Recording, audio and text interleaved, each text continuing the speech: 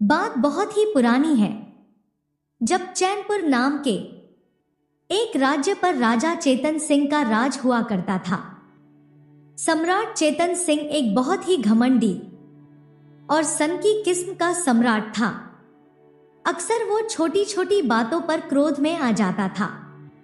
उसकी इस आदत के कारण उसके राज दरबार के सभी प्रजा और मंत्री सेनापति भी परेशान थे, लेकिन कोई भी सम्राट के सामने इस बारे में बात करने से डरता था। सम्राट चेतन सिंह की बहुत सी पत्नियां थी, जिनमें से एक थी महारानी चंद्रकला। महारानी चंद्रकला बहुत ही सुंदर थी। धीरे धीरे समय गुजरा। एक दिन की बात है, महाराज और महारानी चंद्रकला अपने शाही बगीचे में टहल रहे थे। शाही बाग में एक बहुत ही बड़ा वृक्ष था और उस वृक्ष पर कहीं से एक कबूतर का जोड़ा आकर बैठ गया। अचानक उन चिड़िया पर महाराज और महारानी की नजर पड़ गई। चिड़िया का वह जोड़ा बहुत ही सुंदर था। उन चिड़ियों को देखकर महाराज महारानी से पूछता है, प्रिय महारानी चंद्रकला, क्या तुम बता सकती हो कि ये दोनों चिड़िया नर है या मादा? महाराजा के इस प्रश्न के पूछने पर महारानी कहने लगी, सम्राट, आप ये कैसी बातें करते हैं? चिड़ियों का जोड़ा तो अक्सर नर और मादा का ही होता है। इनमें से एक चिड़िया नर है और दूसरा मादा। सम्राट मुस्कुराते हुए कहने लगा, चंद्रकला, ये जरूरी तो नहीं है कि दोनों चिड़ियों में से एक नर हो और एक मादा। दोनों नर भी तो हो सकते हैं या दोनों मादा भी हो सकते हैं। हो सकता है ये दोनों चिड़िया भाई भाई हो। चंद्रकला कहने लगी, नहीं सम्राट, ये दोनों चिड़िया नर और मादा हैं। मुझे लगता है कि आपको चिड़ियों की ठीक से पहचान नहीं आता है। सम्राट बोला, नहीं, ये दोनों चिड़िया भाई भाई हैं। चंद्रकला कहने लगी, नहीं राजन, ये दोनों चिड़िया नर और मादा हैं। इस तरह से महाराज और महारानी चंद्रकला में उन चिड़ियाओं को लेकर बहस शुरू हो गई। सम्राट ने कहा कि ये दोनों पक्षी नर हैं, जबकि महारानी इस बात पर अड़ी थी कि ये दोनों में से एक नर है और एक मादा। जब दोनों के बीच इस बात को लेकर बहस बहुत ही बढ़ गई, तो सम्राट के अहंकार को ठेस लगी और वह क्रोधित हो गया। क्रोध में आकर उसने महारानी के सामने एक शर्त रख दी और कहने लगा, ठीक है, अगर ये दोनों पक्षी नर निकले तो मैं तुम्हें देश निकाल से दूंगा, और यदि ये दोनों चिड़िया नर और मादा हुए, यानी तुम्हारी बात सही निकली, तो मैं स्वयं 16 साल के लिए इस देश से चला जाऊंगा। इस प्रकार दोनों के बीच ये शर्त ठहर गई। सम्राट ने तत्काल ही एक शिकारी राजू को बुलाया और राजू को ये आदेश दिया कि तुम तुरंत इस वृक्ष में बैठे हुए दोनों चिड़िया को अपने जाल में फंसा लो। दूसरी तरफ एक ऐसे मनुष्य को बुलाया गया जो चिड़िया का जानकार था।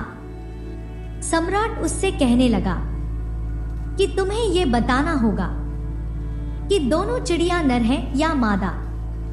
उसने कहा, ठीक है सम्राट। अब राजू ने अपना जाल डालकर दोनों चिड़िया को पकड़ लिया। रानी ये जानती थी कि ये दोनों चिड़िया नर और मादा है। उसने क्या किया कि बड़ी ही चतुराई के साथ चिड़िया के विशेषज्ञ को एक एकांत स्थान में ले गई। वहां पर उसके हाथ में 400 स्वर्ण मुद्राएं रखते हुए वो कहने लगी, भैया, मैं अपने सम्राट से बहुत ही प्रेम करती हूं और मेरे सम्राट के बिना ये राज्य भी नहीं चल सकता। इसीलिए मैं चाहती हूं कि इस शर्त में तुम राजन को जितवा दो।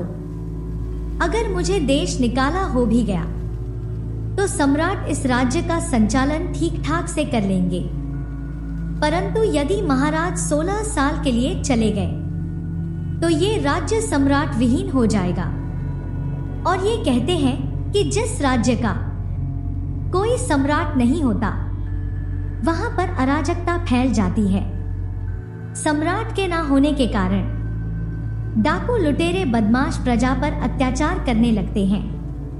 इसीलिए तुम्हें झूठ बोलकर महाराज को जितवा देना होगा। चिड़िया के जानकार ने कहा, ठीक है रानी चंद्रकला जी, मैं ऐसा ही करूंगा। वहीं राजू ने दोनों चिड़िया को पकड़ लिया और सम्राट के सामने पेश किया। सम्राट ने चिड़िया के जानकार से पूछा, हाँ भाई, अब तुम बताओ इन दोनों में क्या फर्क है? ये दोनों नर हैं या मादा? तब चिड़ियों का विशेष विशेषज्ञ, जो पहले से ही महारानी से घूस ले चुका था, अब क्योंकि दोनों चिड़िया में से असल में एक नर था और दूसरा मादा, महारानी के कहे अनुसार अब उस विशेषज्ञ को झूठ बोलना था। तो वो कहने लगा, महाराज ये दोनों चिड़िया नर हैं। राजा को क्या पता था कि चिड़िया का विशेषज्ञ झूठ बोल रहा है। सम्राट को जब ये बात पता चली कि उसकी बात बिल्कुल ठीक निकली तो सम्राट मन ही मन में बहुत ही प्रसन्न हुआ और वह एकदम से अपनी महारानी चंद्रकला से कहने लगा, महारानी तुम बहुत ही घमंडी हो, तुमने मेरी बात नहीं मानी, अब तुम शर्त हार चुकी हो, अब मैं तुम्हें देश से निकाल रहा हूं। इस तरह से महारानी ने उस चिड़िया के जानकार से झूठ बुलवाकर देश निकाला तो ले लिया, लेकिन वह अंदर ही अंदर बहुत ही दुखी हो रही थी। सोचने लगी कि अब मुझे अपने पति से अलग होना पड़ेगा। तब महारानी ने राजा से प्रार्थना की, सम्राट आप मुझे देश निकाल मत दीजिए। राजन इस समय मैं ठीक हालत में नहीं हूं, मैं गर्भवती हूं। अब आप ही बताइए कि ऐसी अवस्था में मैं कहां जाऊंगी। लेकिन महाराज ने महारानी की इस बात पर कोई ध्यान नहीं दिया। सम्राट अहंकारी और सनकी स्वभाव का तो था ही। कहने लगा, चंद्रकला अब तुम शर्त हार चुकी हो और इसके अनुसार तुम्हें देश छोड़कर जाना ही होगा। सम्राट ने उसी समय सिपाही को बुलाया और उन्हें आदेश दिया कि सिपाहियों हमारी महारानी को पकड़ कर ले जाओ और इसे हमारे राज्य की सीमा के बाहर किसी जंगल में छोड़ आओ। सिपाही ने महारानी को लेकर चल पड़े। चलते चलते वह चैनपुर राज्य की सीमा से बाहर निकल आए और एक घने जंगल में महारानी चंद्रकला को अकेला छोड़ दिया गया। चंद्रकला सोचने लगी, हे भगवान, अब मैं क्या करूं? किस प्रकार से मैं अपनी रक्षा करूंगी? इस जंगल में मैं किस प्रकार रहूंगी? सिपाहियों ने वापस लौटकर राजमहल में महाराज को ये बात बता दी। सम्राट को जब ये खबर मिली कि महारानी को जंगल में छोड़ दिया गया है तो उसे कोई फर्क नहीं पड़ा, क्योंकि सम्राट चेतन सिंह की कई पत्नी थी। एक पत्नी के कम हो जाने से उसे कोई फर्क नहीं पड़ता था। इधर महाराज तो अपने राज कार्यों में व्यस्त हो गया, उधर महारानी चंद्रकला की हालत बहुत ही खराब थी। वह बेचारी गर्भवती थी। ऐसी अवस्था में वह झाड़ियों में छुपकर अपना समय काटने लगी। भूख लगने पर वह पेड़ों के पत्ते और फल खा लेती। करते करते किसी तरह से चंद्रकला को उस वन में 10-11 दिन बीत गए। उस दुखियारी की वन में कोई देखभाल करने वाला नहीं था, परंतु कहते हैं कि भगवान भी ऐसे लोगों की कुछ ना कुछ सहायता जरूर करता है। एक दिन की बात है। हुमटा नगर का सम्राट सूर्यदत्त शिकार खेलने के लिए उस जंगल में आया। शिकार खेलते खेलते सम्राट सूर्यदत्त उसी जगह पर जा पहुंचा जहां पर महारानी चंद्रकला रहती थी। महारानी चंद्रकला ने जब घोड़ों के टापू की आवाज सुनी तो तुरंत वह झाड़ियों में जाकर छिप गई। सम्राट सूर्यदत्त को उन झाड़ियों के बीच कुछ आहट सी सुनाई दी। सम्राट ने सोचा कि अवश्य ही इन घनी झाड़ियों में कोई हिरण या खरगोश होगा। सम्राट ने तुरंत अपने सिपाही को आदेश दिया कि इन झाड़ियों को चारों ओर से घेर लिया जाए। अवश्य ही इसके अंदर कोई शिकार मालूम पड़ता है। सम्राट के सिपाहियों ने फौरन उन झाड़ियों को चारों दिशाओं से घेर लिया। अपने चारों तरफ तीर तलवार लेकर खड़े हुए सिपाहियों को देखकर महारानी घबरा सी गई। वह सोचने लगी कि आज तो मुझे ये आदमी शिकार समझकर मार ही डालेंगे। यही सोचकर महारानी ने आवाज लगाई कि भाइयों, मैं आपका शिकार नहीं हूं। मैं तो एक दुखी और लाचार औरत हूं। मुझ दुखिया को मारकर आप लोगों को क्या मिलेगा? जब एक औरत की आवाज सम्राट सूर्यदत्त ने सुनी तो सम्राट बड़ा ही अचंभित हुआ। सम्राट बोला, तुम कौन हो और यहां पर कहां से आ गई हो? तब औरत कहने लगी, भाइयों, मेरा इस दुनिया में कोई नहीं है। ना मेरा कोई रिश्तेदार है, ना कोई सगा संबंधी। मैं तो इस वन में रहकर अपना समय काट रही हूं। दूसरी तरफ सम्राट सूर्यदत्त भी एक बहुत ही दयालु प्रवृत्ति का आदमी था। वह कहने लगा, कोई बात नहीं, मैं तुम्हें अपने धर्म की बहन बना रहा हूं। तुम इन झाड़ियों से बाहर निकल आओ, मैं तुम्हें अपने घर ले चलूंगा। यूं समझो कि आज से तुम्हारे दुखों का अंत हो गया है। महारानी चंद्रकला ये बात सुनकर कहने लगी, ठीक है, आपने मुझे अपने धर्म की बहन बना लिया, लेकिन क्या आप मुझे अपना परिचय देंगे कि आप कौन हैं? तब सम्राट ने कहा, मैं हुमटा देश का सम्राट सूर्यदत्त हूं। अब तुम बिना किसी डर के इन झाड़ियों से बाहर आ जाओ। जैसे ही महारानी उन झाड़ियों से बाहर आई तो सम्राट सूर्यदत्त उसे देखकर हैरान रह गया, क्योंकि महारानी चंद्रकला बहुत ही सुंदर थी। उसका चेहरा चंद्रमा के समान दमक रहा था। उसे देखने से ही मालूम पड़ता था कि वह किसी राज्य की राजकुमारी या कोई अप्सरा है। सम्राट कहने लगा, बहन, अब तुम बिल्कुल भी चिंता मत करो, मैं तुम्हें अपने घर ले चलूंगा। मैंने आज से तुम्हें अपनी बहन बना लिया है। सम्राट पूरे सम्मान के साथ महारानी चंद्रकला को अपने रथ पर बिठाकर अपने राज्य हुमटा की तरफ चल दिया। सम्राट सूर्यदत्त जब रानी चंद्रकला को लेकर अपनी राजधानी में पहुंचा तो प्रजा के लोगों ने देखा तो उन्हें लगा कि राजन दूसरा शादी करके आए हैं। अब तो चारों ओर राजा की बदनामी होने लगी।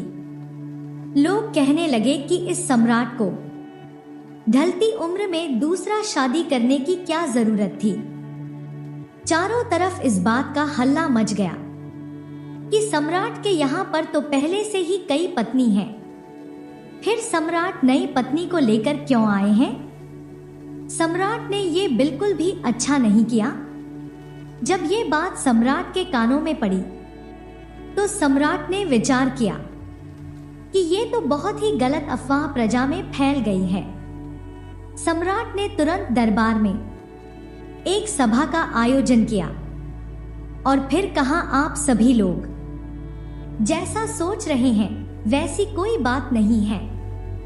मैं शिकार खेलने के लिए वन में गया था। वहां मुझे एक दुखी, लाचार और अबला महिला मिल गई जिसका ना तो कोई आश्रय था और ना ही उसका कोई सगा संबंधी था, तो मैंने उसे अपने धर्म की बहन बना लिया और अपने राजमहल में ले आया। अब आप लोग ही बताइए, क्या मैंने कोई गलत काम किया? ये सुनकर सभी दरबारी सम्राट की खूब प्रशंसा करने लगे। लोगों में भी उनकी खूब वाहवाही होने लगी। इस प्रकार महारानी चंद्रकला सम्राट सूर्यदत्त की बहन बनकर उनके महलों में रहने लगी। धीरे धीरे समय बीता और वह दिन भी आ गया जब महारानी चंद्रकला ने एक सुंदर से पुत्र को जन्म दिया। पुत्र के जन्म लेने पर सम्राट सूर्यदत्त बहुत ही प्रसन्न हुए और कहने लगे, आज मेरे यहाँ पर मेरे भांजे का जन्म हुआ है। इस खुशी के मौके पर सम्राट सूर्यदत्त ने पूरे नगर को दावत दी। पूरे राज्य को दुल्हन की तरह सजाया गया। लोगों ने खूब उत्सव मनाया। जब वह लड़का 7 दिन का हो गया, तब उसका नामकरण करवाने के लिए सम्राट ने बड़े से बड़े विद्वानों और ब्राह्मणों को अपने राजमहल में बुलवाया। ब्राह्मणों ने जब अपनी पांजी पोथी खोली और बच्चे का नामकरण करने लगे, तब सम्राट ने कहा कि तुम लोग पुत्र का कोई ठीक से नाम नहीं रख पा रहे हो। कोई कुछ नाम रख रहा है तो कोई कुछ। वे सभी नाम सम्राट सूर्यदत्त को पसंद नहीं आ रहे थे। नाम को सुनकर सम्राट सूर्यदत्त बड़ा ही क्रोधित होने लगा। उसने अपने मंत्री को आदेश दिया कि इन सभी ब्राह्मणों को जेल में डाल दिया जाए। ये सभी बेकार में ही पांजी पोथी लेकर घूम रहे हैं। सम्राट के आदेश पर सभी ब्राह्मणों को कारागार में डाल दिया गया। उसके बाद राजा ने आदेश दिया कि जो कोई भी मेरे भांजे का सही नाम रखेगा, मैं उसे मुंह मांगा इनाम दूंगा। सम्राट की ये घोषणा सुनकर भी कोई मुनि उस बालक का नामकरण करने के लिए नहीं आया, क्योंकि वे सभी मानते थे कि यदि सही नाम नहीं निकला तो सम्राट उन्हें कारागार में डलवा देगा। उसी समय जामुनगढ़ का एक बूढ़ा ऋषि इस राज्य में घूमता हुआ आ रहा था। मार्ग में ही कुछ सैनिकों ने ऋषि को देखा तो वे सोचने लगे, ये बहुत ही बूढ़ा ऋषि है। हो सकता है ये हमारे सम्राट सूर्यदत्त के भांजे का नामकरण संस्कार करवा दे। वह सभी सिपाही उस वृद्ध ऋषि के पास गए और कहने लगे, ऋषिवर, हमारे सम्राट के यहाँ पर एक बालक का जन्म हुआ है और आपको उसका नामकरण संस्कार करना है। परंतु ध्यान रहे, अब तक सम्राट ने कई ऋषि को जेल में डलवा दिया है, क्योंकि कोई भी ऋषि सही जन्म कुंडली, वार, मुहूर्त और जन्म का सही निर्धारण नहीं कर पा रहा। वह बूढ़ा ऋषि कहने लगा, ठीक है, चलो मैं तुम्हारे साथ चलता हूं। सिपाही ने उस बूढ़े ऋषि को लेकर सम्राट सूर्यदत्त के सामने पेश हुए।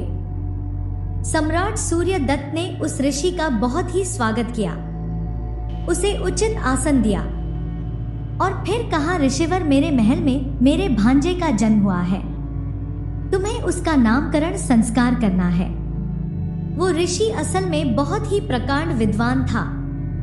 उसने अपनी पोथी खोली और कहा, सम्राट, मैं इस बालक का सही नामकरण कर सकता हूं, लेकिन मेरी एक शर्त है।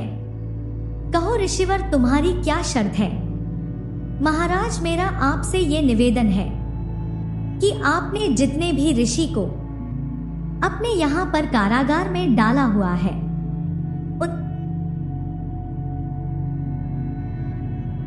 उन सभी को आपको मुक्त करना होगा। सम्राट ने कहा, ठीक है, हम उन सभी को मुक्त कर देंगे। आप हमारे भांजे का ठीक से नामकरण कीजिए। ऋषि कहने लगा, ठीक है।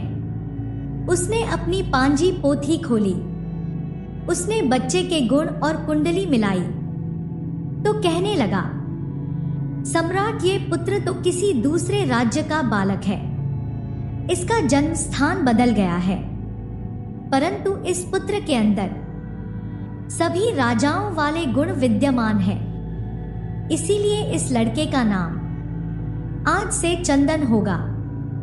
बालक का नाम सुनकर सभी प्रजा बहुत ही खुश हुए। सम्राट को भी लड़का का यह नाम खूब पसंद आया।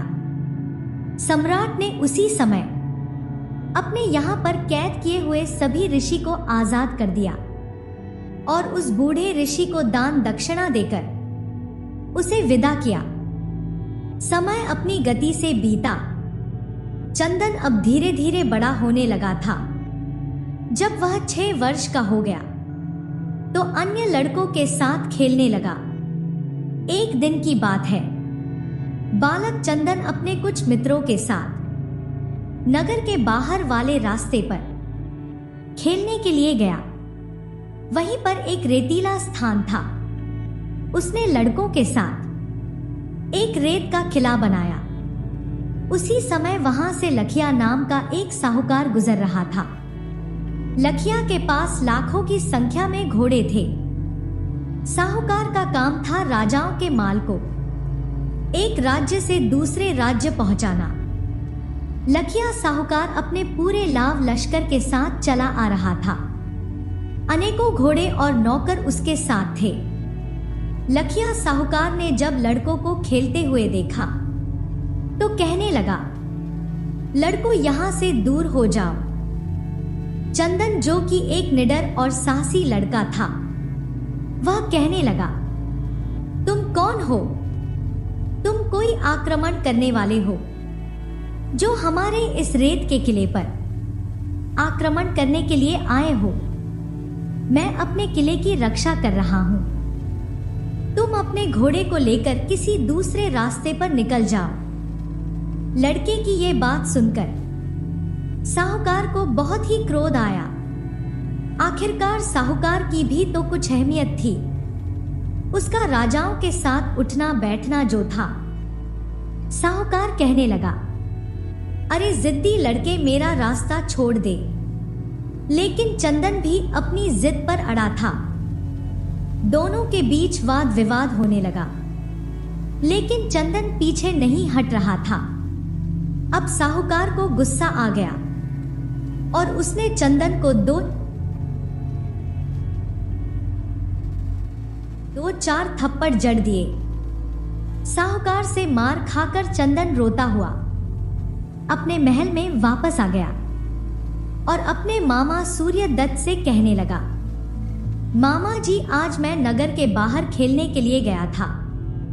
वहां पर एक साहूकार, जो कि अपना नाम लखिया साहूकार बता रहा था, उसने मेरे किले को तोड़ दिया और मेरी पिटाई भी की।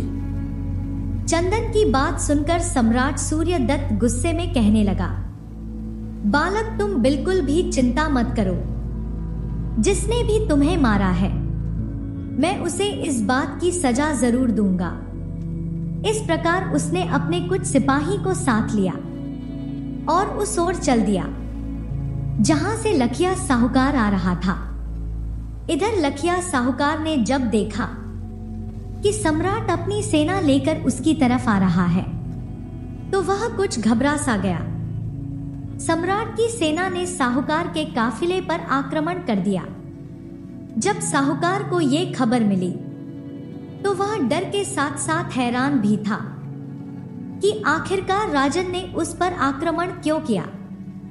सम्राट कोई लुटेरे तो है नहीं, तो फिर क्या कारण हुआ जो सम्राट उससे नाराज है।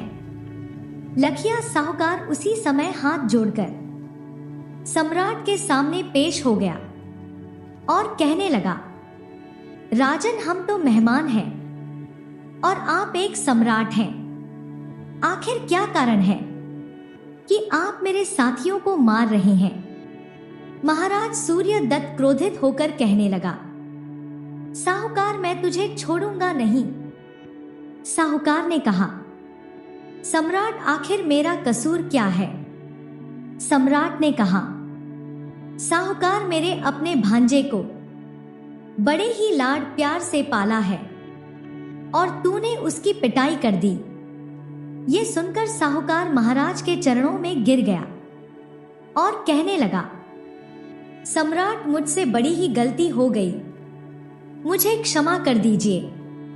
मुझे नहीं मालूम था कि वह बालक आपका भांजा है। इस प्रकार साहूकार ने 2 लाख अशर्फियां देकर सम्राट से अपनी गलती की माफी मांगी। इतनी अशर्फियां लेकर सम्राट प्रसन्न हो गया और उसे लेकर अपने दरबार में लौट आया। महल में पहुंचकर सम्राट ने साहूकार को परिचय अपने भांजे जयंत से करवाया। इस प्रकार लखिया साहूकार अब महल में ही ठहर गया।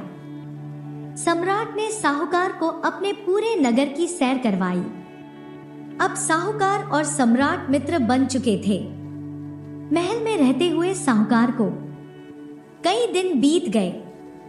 एक दिन महल में घूमते घूमते साहूकार की नजर चंदन की माता यानी रानी चंद्रकला पर पड़ी। महारानी चंद्रकला देखने में बहुत ही सुंदर थी। उसे देखकर साहूकार की नियत खराब हो गई। वह अपने आप से कहने लगा, ये तो बहुत ही सुंदर औरत है, इसे तो मेरी पत्नी होना चाहिए। साहूकार ने सम्राट से पूछा कि ये औरत कौन है।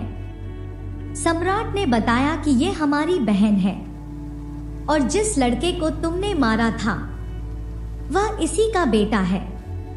साहूकार कहने लगा, तब तो मुझे उन्हें मिलकर उनसे माफी मांगनी चाहिए। इसी बहाने लखिया साहूकार महारानी चंद्रकला के पास गया।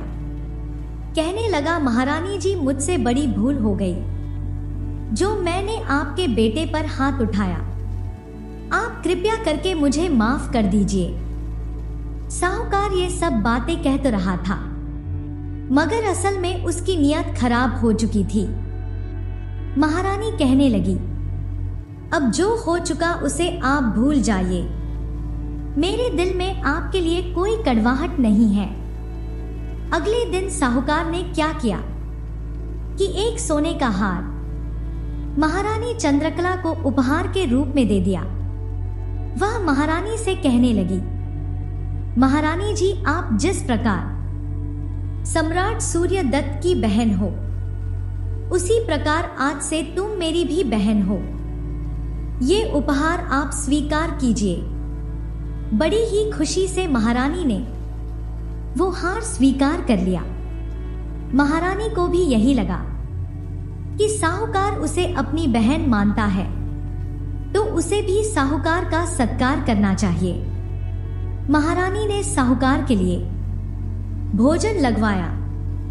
सम्राट सूर्यदत्त के यहाँ रहते हुए जब साहूकार को बहुत दिन बीत गए, तो एक दिन साहूकार ने सम्राट से कहा, महाराज, मैं आपकी बहन चंद्रकला को अपनी बहन मानता हूं। मैं यह देख रहा हूं कि बहुत समय से वह आपके पास ही है। वह हमेशा महल के अंदर ही रहती है। वह कभी कहीं पर भी भ्रमण करने के लिए नहीं जाती, महल से बाहर नहीं निकलती।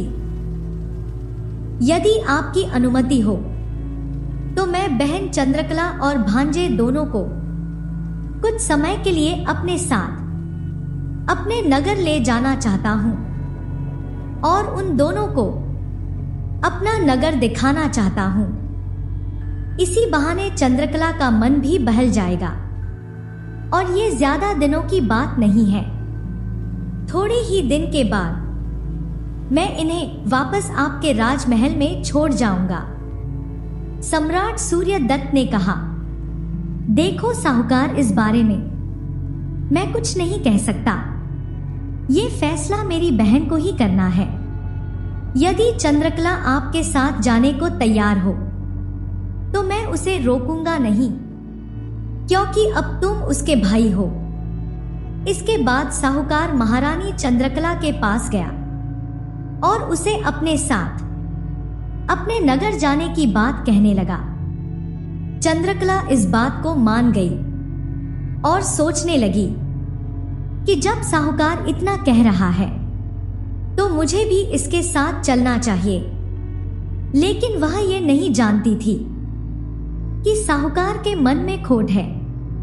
इसके बाद चंद्रकला सम्राट सूर्यदत्त के पास गई और कहने लगी, मुझे यहाँ पर रहते हुए काफी दिन हो गए हैं। यदि आपकी आज्ञा हो तो मैं भाई साहूकार के यहाँ पर कुछ दिनों के लिए चली जाऊं। सम्राट सूर्यदत्त ने उस साहूकार के साथ जाने की अनुमति दे दी। वह सोचने लगे, जब संबंध गहरा जुड़ गया है तो आना जाना तो लगा ही रहता है। सम्राट सूर्यदत्त ने लखिया साहूकार पर विश्वास करके अपनी बहन चंद्रकला को उसके साथ भेज दिया।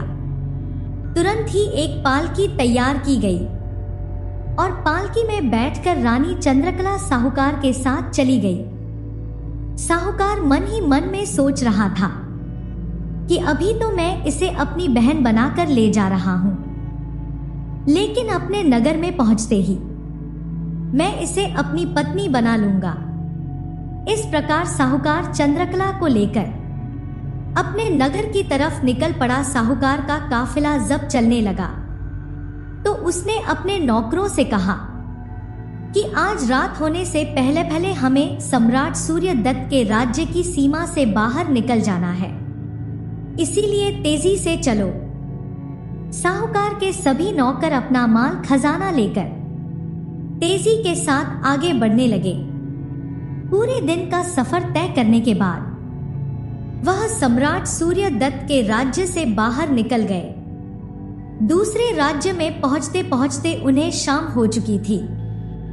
तब साहूकार ने एक सुरक्षित जगह देखकर वहां पर अपना डेरा और तंबू लगा दिया। एक तंबू महारानी चंद्रकला के लिए लगवाया गया और दूसरा तंबू राजकुमार चंदन के लिए। धीरे धीरे जब आधी रात का समय हुआ तब महारानी चंद्रकला की सुंदर तस्वीर साहूकार के दिमाग में चल रही थी। साहूकार आधी रात के समय उठा और एक षड्यंत्र के तहत वह महारानी चंद्रकला के डेरे के अंदर चला गया। महारानी का सुंदर यौवन देखकर साहूकार की नियत खराब हो गई। साहूकार ने जब महारानी चंद्रकला के तंबू में प्रवेश किया तो उसके पैरों की आहट से चंद्रकला की नींद खुल गई। वह उठकर बैठ गई। उसकी दृष्टि जब लखिया साहूकार पर गई तो वह समझ गई कि साहूकार की नियत उसके प्रति ठीक नहीं है और वह बुरी नजर से उसे देख रहा है। चंद्रकला एकदम घबरा गई। पूछने लगी, भैया तुम यहाँ पर इतनी रात को क्या कर रहे हो? चंद्रकला की आवाज सुनकर लखिया साहूकार अपनी शैतानी मुस्कान के साथ हंसते हुए कहने लगा, चंद्रकला अब तुम मुझे अपना भाई कहना बंद करो, क्योंकि आज से तुम मेरी प्रिय पत्नी बनोगी। साहूकार के ऐसे वचन सुनकर चंद्रकला घबरा गई। आज उसे साहूकार की बुरी नियत के बारे में पता चल चुका था। साहूकार कहने लगा, चंद्रकला जब से मैंने तुम्हें देखा है मैं तुम्हारे रूप का दीवाना हो गया हूं, इसीलिए आज मैंने बहाना बनाकर तुम्हें यहां पर बुला लिया है। अब आज से तुम मेरे महलों की रानी बनोगी, मेरे राजमहल की तुम शोभा बढ़ाओ। ऐसी बातें सुनकर चंद्रकला क्रोध से आग बबूला हो गई। उसकी आंखें लाल हो रही थी। चंद्रकला ने फौरन अपना खड़क निकाला और कहने लगी, अगर तूने बुरी नियत से मुझे छूने की कोशिश की तो मैं तुझे मार दूंगी और खुद भी मर जाऊंगी। मेरे भाई सूर्यदत्त ने तुझ पर विश्वास करके बड़ी ही गलती की है। किसी ने सच ही कहा है कि नीम की जड़ में चाहे जितना भी दूध डालो उसमें मिठास नहीं आ सकती। नीच आदमी कभी अपनी नीचता नहीं छोड़ सकता। इन 4 प्रकार के लोगों से चाहे जितना भी प्रेम कर लो, ये किसी रिश्ते को नहीं मानते। पहला एक कामी और चंचल मनुष्य, दूसरा धन का लोभी मनुष्य, तीसरा चापलूस आदमी, और चौथा जो आदमी आपका पुराना शत्रु हो, जिसने आपसे कभी चोट खाई हो। इन चारों पर कभी भूलकर भी विश्वास नहीं करना चाहिए। इन चारों को कोई भी बड़ी जिम्मेदारी नहीं सौंपा जाना चाहिए।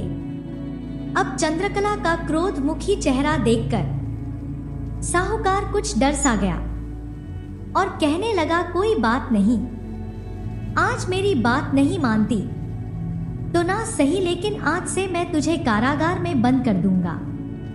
सारा जीवन तू मेरी कैद में रहेगी और चक्की पीसेगी। चंद्रकला कहने लगी, मुझे तेरी हर सजा मंजूर है, लेकिन मैं तेरी पत्नी बनकर नहीं रह सकती। इस प्रकार दोनों में बहुत देर तक वाद विवाद होता रहा। लखिया साहूकार महारानी को मनाने की बहुत कोशिश करता रहा, परंतु महारानी नहीं मानती। जब सवेरा होता है तो लखिया साहूकार क्रोध में जलता हुआ अपने तंबू में वापस आ गया। वहां आकर उसने अपने एक नौकर को आदेश दिया कि यहां से सारे लश्कर के साथ आगे बढ़ा जाए। एक दिन का लंबा सफर तय करने के बाद साहूकार अपने गांव में पहुंच गया। साहूकार एक बहुत ही धनवान आदमी था। धन दौलत की उसके पास कोई कमी नहीं थी। उसका महल भी राजाओं और महाराजाओं से किसी तरह से कम नहीं था। साहूकार ने चंद्रकला को अपने महल के एक कारागार में डलवा दिया और उससे बहुत ही कठोर काम करवाने लगा। उसके पुत्र चंदन से भी कठोर से कठोर काम लिया जाता। वह उसे अपनी गाय चराने के लिए भेज देता। चंदन को लखिया साहूकार पर बहुत ही क्रोध आता था। वह सोचता था कि किसी तरह से मैं इस लखिया साहूकार को जान से मार डालूं, जबकि दूसरी तरफ साहूकार भी इसी ताक में था कि किसी तरह से वह चंद्रकला के बेटे चंदन को अपने रास्ते से हटा दे, क्योंकि ये बड़ा होकर उसके लिए एक खतरा बन सकता है। ऐसा सोचकर साहूकार ने चंदन को एक दिन अपने पास बुलाया और कहने लगा, पुत्र, आज तुम हमारे साथ भोजन करोगे।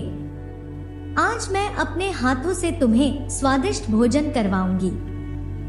चंदन मन में सोचने लगा कि आज तो साहूकार मुझ पर बहुत ही मेहरबान है, लेकिन वह साहूकार के मन की चालाकी को नहीं जानता था। कपटी साहूकार ने क्या किया कि भोजन में विष मिला दिया और उसे चंदन को खिला दिया। जहर वाला भोजन खाने के कारण चंदन बेहोश हो गया। साहूकार ने 7 साल के लड़के चंदन को एक गठरी में लपेट दिया और घोड़े पर सवार होकर उसे जंगल में फेंक आया। सोचने लगा कि अब जंगली जानवर इसे अपना भोजन बना लेंगे। ऐसा करने के बाद लखिया साहूकार वापस अपने महल में आ गया। दूसरी तरफ गठरी में बंधा हुआ चंदन बेहोश था, लेकिन अभी तक वह जिंदा था। अगले ही पल एक बड़ी सी चील वहां पर आई और उस गठरी को अपने पंजों में फंसाकर आकाश में उड़ गई। जब वह उस गठरी के साथ आकाश में उड़ रही थी, तभी इस जंगल में नीचे एक व्याध का दल घूम रहा था। उनकी नजर जब चील पर पड़ी तो उन्होंने देखा कि चील के पंजों में एक बड़ी सी गठरी है। वे सोचने लगे, हो ना हो इस गठरी में अवश्य ही कोई कीमती वस्तुएं होंगी। उनमें से एक व्याध ने निशाना बांधकर तीर चील पर चला दिया। तीर लगने से चील का एक पंख कट गया और चील लड़खड़ाते हुई उस गठरी के समेत एक नदी में जा गिरी। व्याधियों ने बिना एक भी पल गवाए तुरंत वह गठरी नदी से बाहर निकाल ली। उसे खोलकर देखा तो उनकी आंखें हैरानी से फटी रह गई। गठरी के अंदर 7 वर्ष का नन्हा बालक था, जिसकी सांसें अभी भी चल रही थी। आनन फानन में व्याध बच्चे को लेकर नजदीक ही अपने गांव में आ गए। वैद्य से कहकर बच्चे का उपचार शुरू किया गया। वैद्य ने कई प्रकार की औषधियां लगाई, लेकिन बच्चे की बेहोशी नहीं टूट रही थी। 1 सप्ताह के बाद बच्चे को होश आया। 9वें दिन चंदन ने आंखें खोली। उसको होश में आता हुआ देखकर सभी व्याध ने चैन की सांस ली। उन सभी को अब चंदन से बहुत ही लगाव हो चुका था। होश में आने के बाद चंदन की देखभाल होने लगी। जब चंदन पूरी तरह से स्वस्थ हो गया, तब एक दिन व्याधियों के मुखिया ने पूछा, लड़के तुम कौन हो और तुम्हारी इतनी बुरी हालत कैसे हो गई थी? तब चंदन ने अपनी पूरी कहानी उन शिकारी को बता दी कि वह सम्राट सूर्यदत्त का भांजा है और किस प्रकार धोखेबाज साहूकार ने उसकी मां को कैद कर लिया और उसे मरने के लिए जंगल में छोड़ दिया।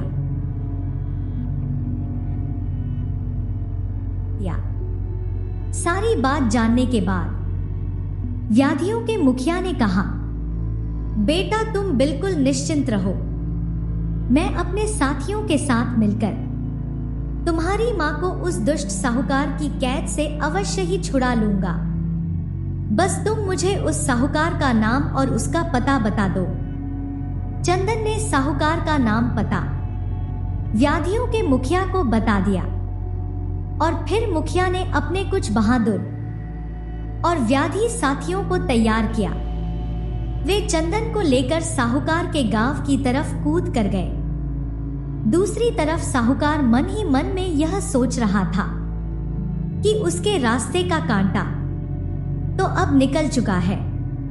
अब एक ना एक दिन चंद्रकला अवश्य ही उसे स्वीकार कर लेगी।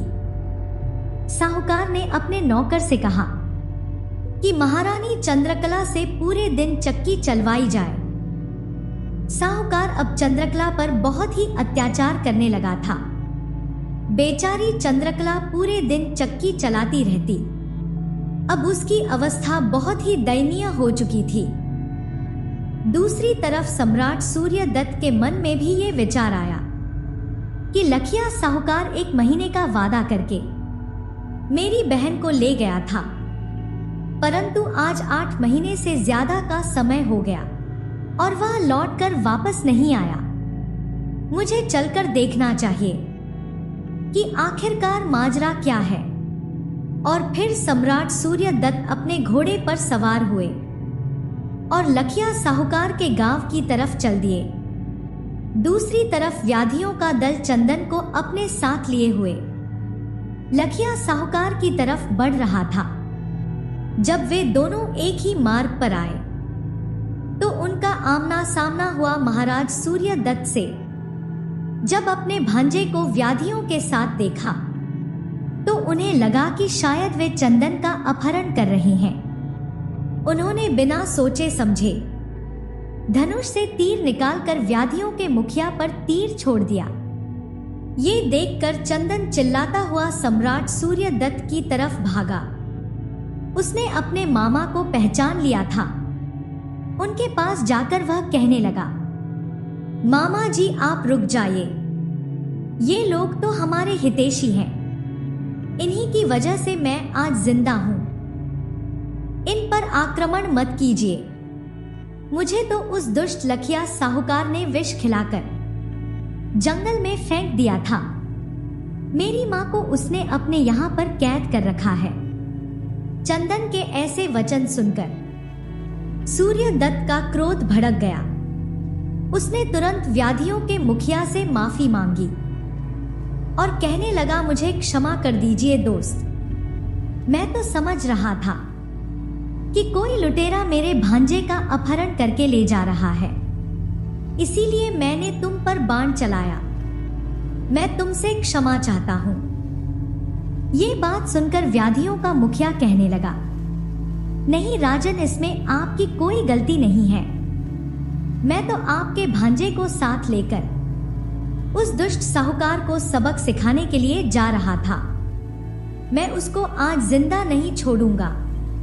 वे सभी आपस में विचार विमर्श करने के बाद साहूकार से बदला लेने के लिए उसके गांव की तरफ चल दिए। अब आपको ये भी बता दें कि राजा चेतन सिंह, जो चंद्रकला के पति थे, जिन्होंने चंद्रकला को देश निकाल दे दिया था, वह सोच रहे थे कि मैंने अपनी रानी चंद्रकला को देश निकाला दे तो दिया, परंतु उसके बाद किसी अन्य रानी से भी मेरी कोई संतान नहीं हुई। अब तो मुझे लगता है कि मेरा वंश खत्म हो जाएगा। काश ऐसा हो सकता कि मुझे मेरी रानी चंद्रकला वापस मिल जाती। अब महाराज के मन में महारानी चंद्रकला के प्रति प्रेम उमड़ रहा था, परंतु वह कर भी क्या सकता था। उसी दिन राजा चेतन सिंह को लखिया साहूकार के यहाँ पर जाना था, क्योंकि लखिया साहूकार का सभी राजाओं के साथ उठना बैठना था। उसका स्वयं का महल भी राजाओं के जैसा था। वह भी ठीक उसी ठाट भाट से रहता था जैसे कोई राजा रहता हो। राजा चेतन सिंह को अपने राज्य के व्यापार से संबंधित एक काम के लिए लखिया साहूकार से मिलने जाना था। जब राजा चेतन सिंह लखिया साहूकार के यहाँ पहुंचा तो साहूकार ने उसका खूब आदर सत्कार किया। साहूकार ये नहीं जानता था कि जिस महारानी को उसने अपने यहाँ पर कैद करके रखा है, वह महारानी इन्हीं राजाओं चेतन सिंह की पत्नी है। राजा चेतन सिंह भी ये नहीं जानता था कि जिस रानी को मैंने देश निकाला दिया था, वह जीवित है और इस साहूकार की कैद में है। इधर सम्राट चेतन सिंह साहूकार के साथ सभा में बैठा हुआ था। उधर महाराज सूर्यदत्त चंदन और व्याधियों का मुखिया भी सभा में आ पहुंचे। राजा सूर्यदत्त और व्याधियों का मुखिया अब साहूकार को ललकारने लगे। कहने लगे, साहूकार, आज हम तुम्हें जिंदा नहीं छोड़ेंगे। साहूकार ने जब बालक चंदन को जीवित देखा और उसके साथ राजा सूर्यदत्त को देखा तो उसके पैरों तले जमीन खिसक गई। साहूकार एकदम हड़बड़ा सा गया। वह अपने सिंहासन पर चुपचाप बैठा रहा। इतने में महाराज चेतन सिंह बीच में बोल पड़े।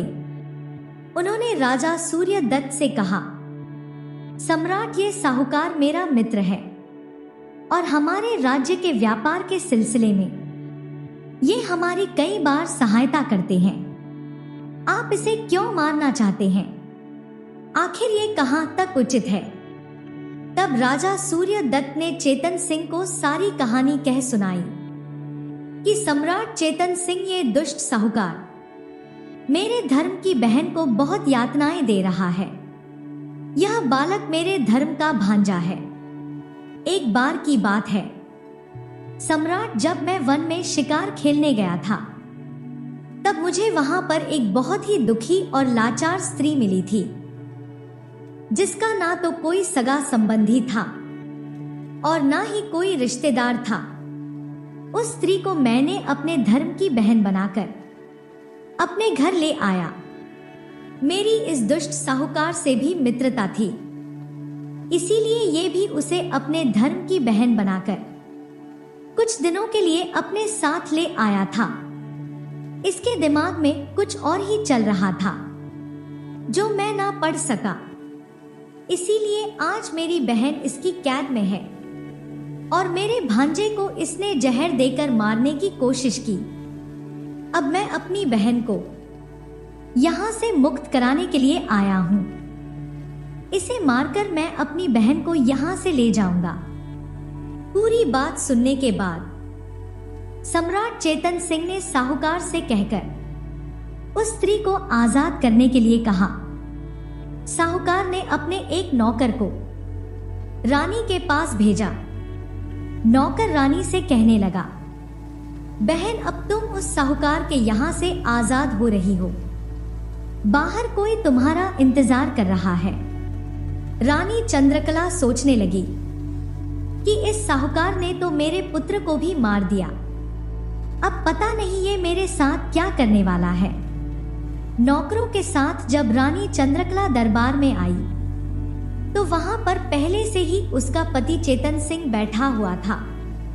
वहीं पर उसका पुत्र चंदन और उसका भाई सूर्यदत्त भी था। कारागार में रहते हुए रानी की हालत बहुत ही खराब हो चुकी थी। अपनी बहन की ऐसी हालत देखकर सूर्यदत्त क्रोध से भर गया और कहने लगा, दुष्ट साहूकार, मैं तुझे नहीं छोड़ूंगा।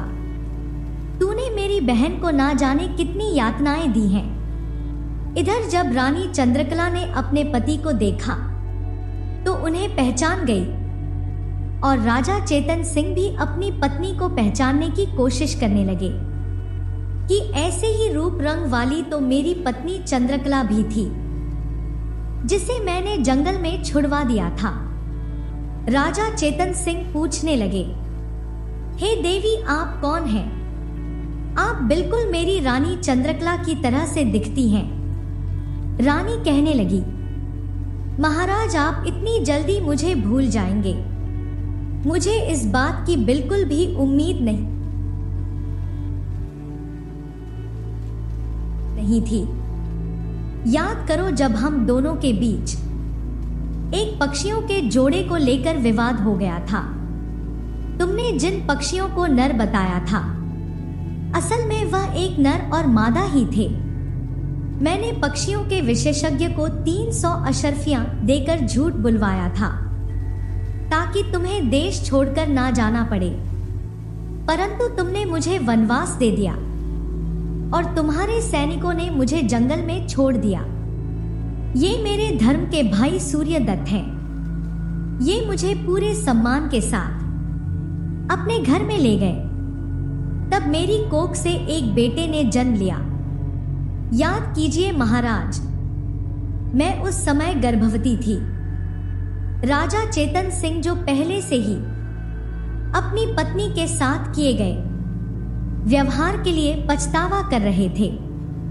जब उन्हें अपनी पत्नी पर साहूकार के द्वारा किए गए अत्याचारों के बारे में पता चला तो उनका खून खौलने लगा। वे तलवार लेकर साहूकार को मारने के लिए दौड़े। तभी रानी चंद्रकला ने साहूकार को छोड़ देने की विनती की और कहने लगी, महाराज, इसे मत मारिए, इसमें इसका कोई दोष नहीं। वह तो मेरा समय ही खराब था जो मुझे इतने दुख झेलने पड़े। अपने प्रति ऐसा व्यवहार देखकर साहूकार गलानी से भर उठा। वह रानी के पैरों में गिरकर बार बार अपनी गलती की क्षमा मांगने लगा और कहने लगा, रानी, तुमने आज मुझे बचा लिया। तुम बहुत ही महान हो। इस प्रकार वहां पर पूरे परिवार का मधुर मिलन हो गया।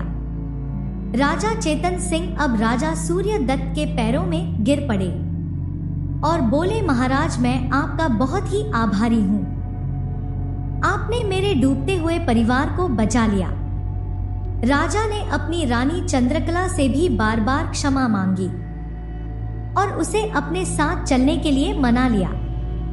साहूकार को माफ करने के बाद महाराज चेतन सिंह अपने पुत्र और पत्नी को लेकर अपने नगर वापस लौट गए। महाराज सूर्यदत्त भी अब खुश थे कि उनकी बहन वापस अपने घर सुरक्षित और खुशी खुशी लौट रही है।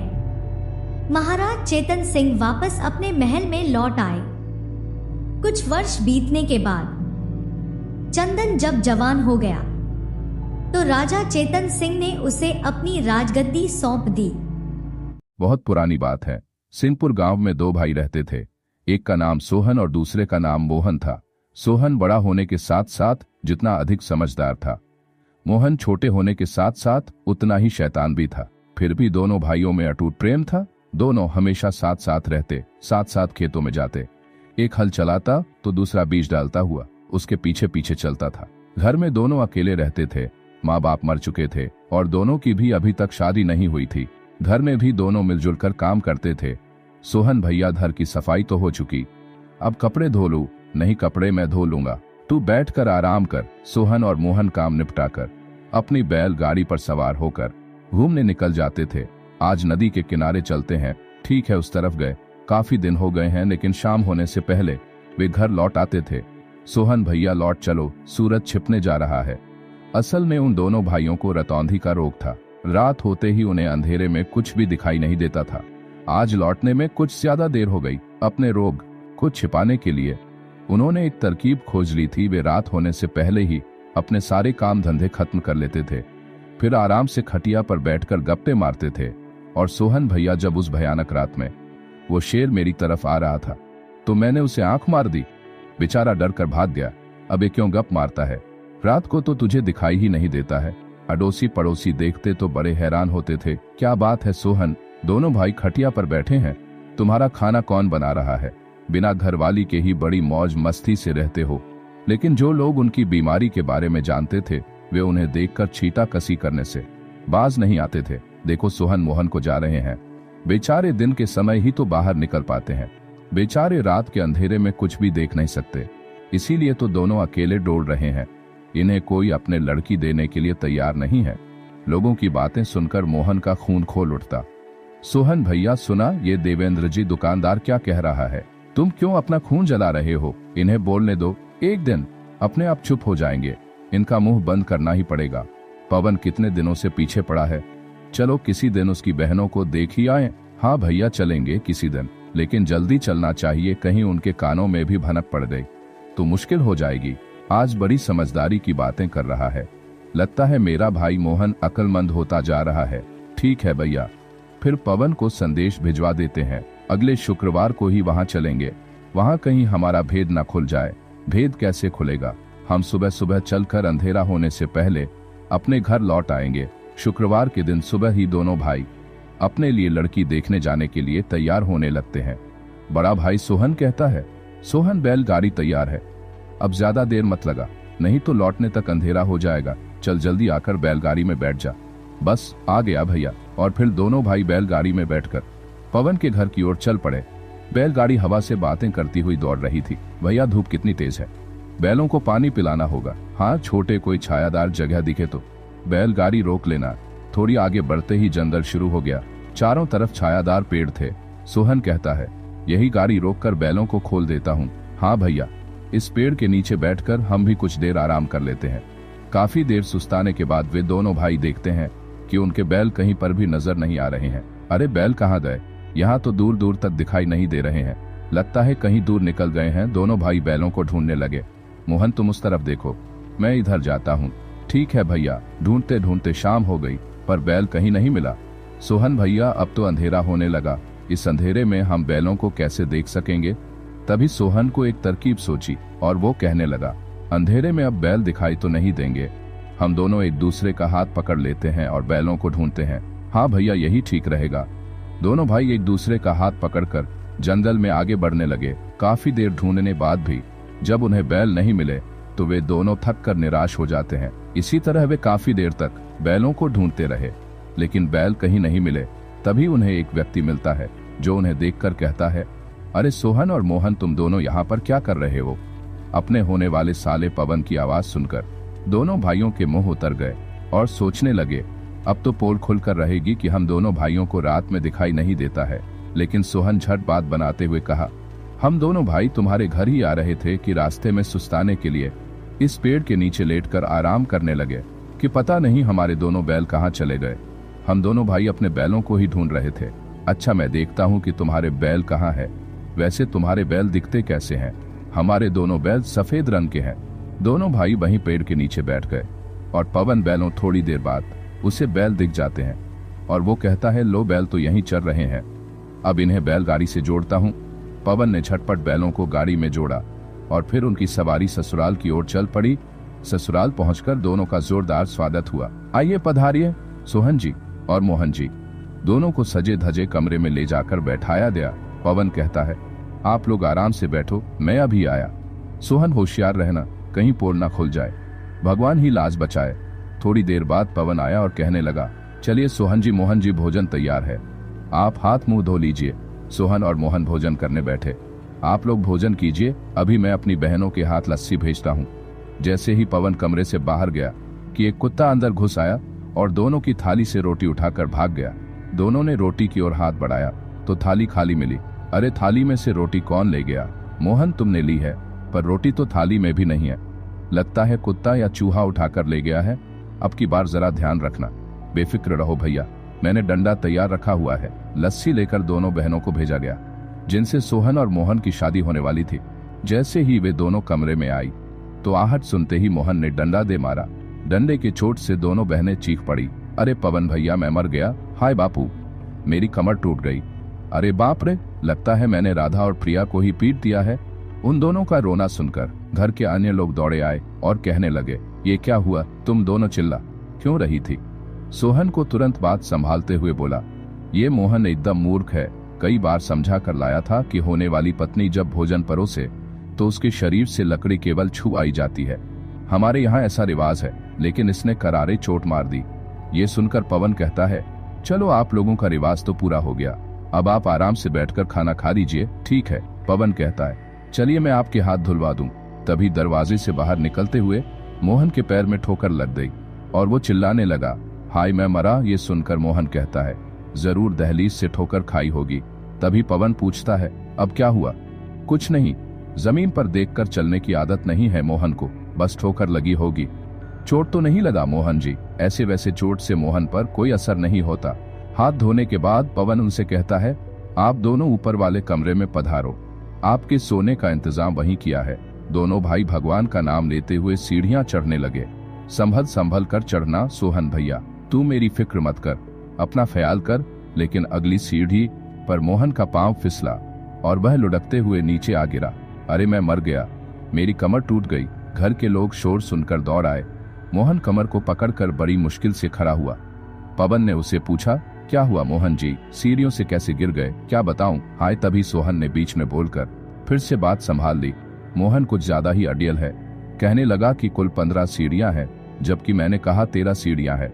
बस सीढ़ियां गिनने के लिए वापस नीचे दौड़ा, शायद जल्दी जल्दी में 2 सीढ़ियां फांद गया होगा। दिखाइए मोहन जी, कहीं चोट तो नहीं आई? नहीं, खास चोट नहीं लगी है। मैं अभी गरम गरम दूध में हल्दी डलवा कर भेजता हूँ। अब आप दोनों को ऊपर जाने की जरूरत नहीं है, मैं आपकी बिस्तर नीचे वाले कमरे में बिछवा देता हूँ। आइए मोहन जी, आपको बिस्तर तक पहुँचा दूं। लगता है आपकी कमर में काफी दर्द है। मोहन ने मन ही मन पवन को धन्यवाद दिया कि आपकी मेहरबानी से बिस्तर नसीब हुआ, वरना ना जाने और कितनी ठोकरें खानी पड़ती। थोड़ी देर बाद मोहन सोचता है, अरे सोहन भैया की आवाज सुनाई नहीं दे रही है, कहाँ रह गए? पवन कमरे में आया तो मोहन ने पूछा, सोहन भैया कहाँ गए? जरा खेत की तरफ गए हैं, अभी आते ही होंगे। काफी देर तक सोहन लौट कर नहीं आया तो मोहन का माथा ठनका कि कहीं अब की बार सोहन भैया किसी मुसीबत में तो नहीं फंस गए होंगे। सोहन को ढूंढने के लिए मोहन कहराते हुए कमरे से बाहर आया तो पवन ने पूछा, ये कहाँ चल दिए मोहन जी? खेत की तरफ जाना है, आओ मैं चलता हूँ आपके साथ। घर से निकलकर मोहन और पवन खेतों की ओर बढ़े ही थे कि एक गहरे गड्ढे से उन्हें सोहन के चिल्लाने की आवाज सुनाई दी, मोहन मुझे बाहर निकालो, सोहन जल्दी आओ। अरे ये तो सोहन की आवाज है, लेकिन ये है कहाँ? पवन ने गड्ढे में झांक कर देखा तो उसमें सोहन पड़ा हुआ था। अरे आप गड्ढे में कैसे गिरे? इस बार मोहन ने तुरंत बात बनाते हुए कहा, सोहन भैया गड्ढा कितना हाथ गहरा निकला? मोहन 10 हाथ गहरा है, देखा पवन। सोहन भैया भी कम अडियल नहीं है, यहाँ गड्ढा देखा और उसकी गहराई नापने के लिए इसमें कूद पड़े। ये तो इनकी पुरानी आदत है। अब आप ही बताएं कि ये गड्ढा कितना हाथ गहरा है? करीब 20 हाथ गहरा है। तब तो तुम्हारा अनुमान गलत निकला सोहन भैया। पवन अब इन्हें बाहर निकाल दिए और कमरे में पहुंचाए।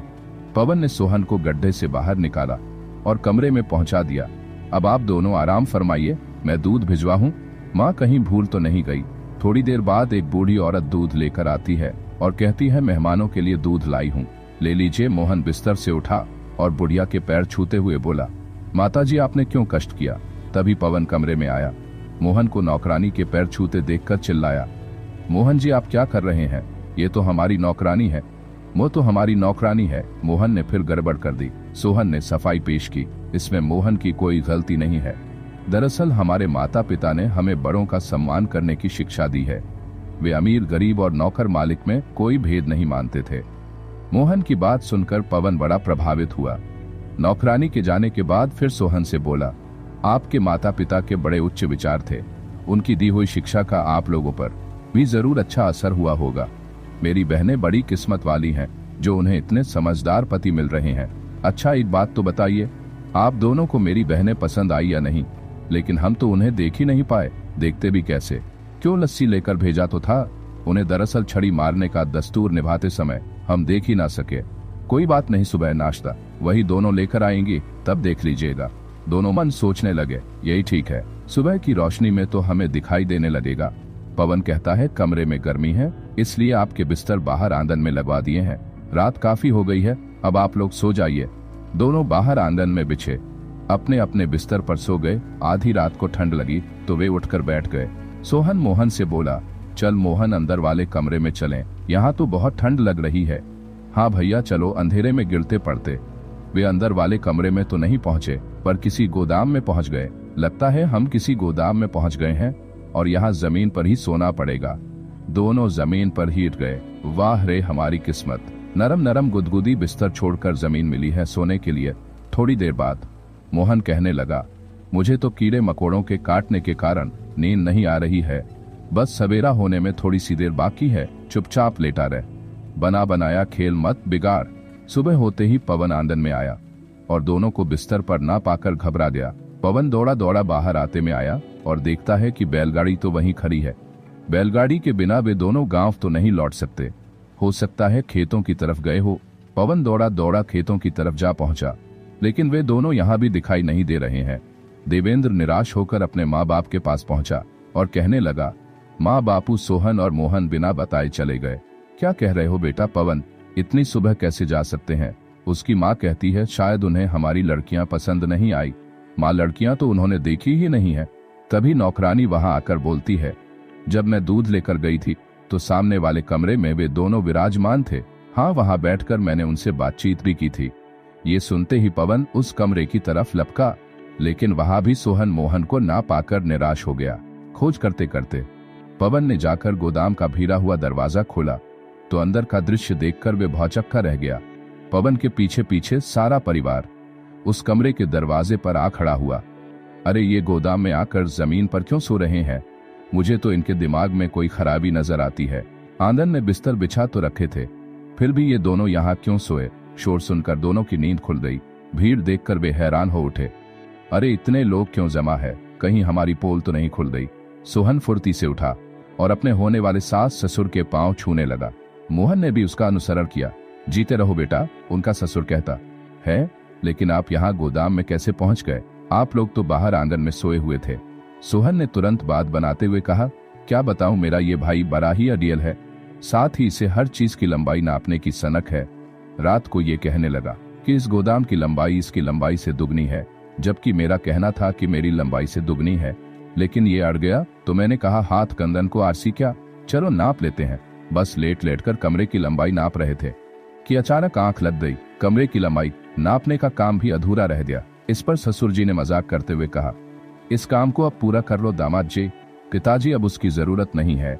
लेकिन ये तो पता ही नहीं चला कि कमरे की लंबाई किसके कद से दुगनी है, मेरे या भैया के। तभी उनका ससुर कहता है, लेकिन हमें पता चल गया है कि राधा का विवाह सोहन से करना ठीक रहेगा और प्रिया का मोहन से। वे कैसे पिताजी?